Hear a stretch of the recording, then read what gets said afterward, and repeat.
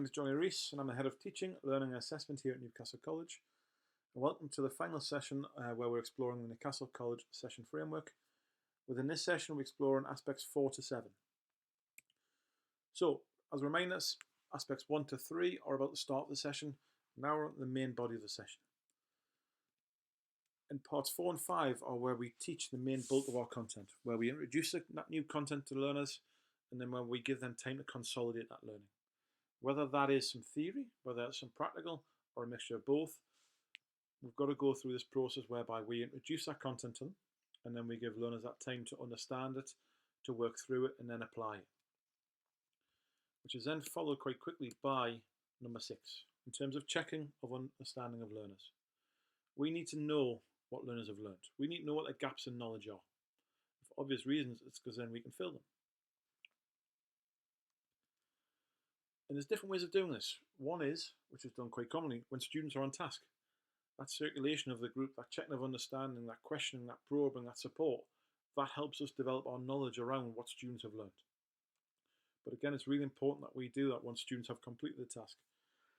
There's one example there whereby a quiz, but there are many, many different ways of how we can check and know what learners have understood, what they can do now. Questioning is a common tool which at times can be overused because it's quite difficult to understand how 25 learners have progressed when we are questioning learners one by one. But on the TLA SharePoint, there are a wide variety of different methods that can be used. But it's really important that once we have this information, we then use it. And the best way is to repeat in parts 4, 5 and 6, new tasks, new activities. So once we know what some learners have and haven't learned, we then need to go back and consolidate that, introduce new aspects, giving us time to master it.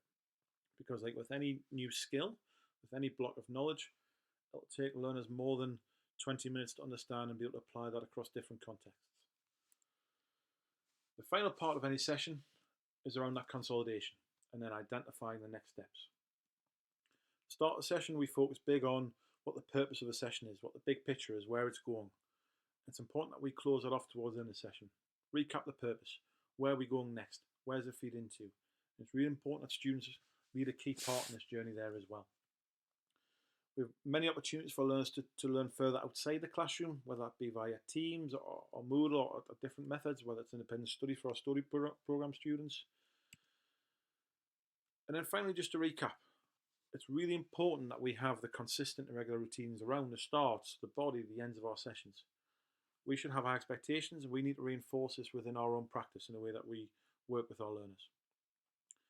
And the final bit there is we just need to consider and share and promote how the end of each session links with the start of the next.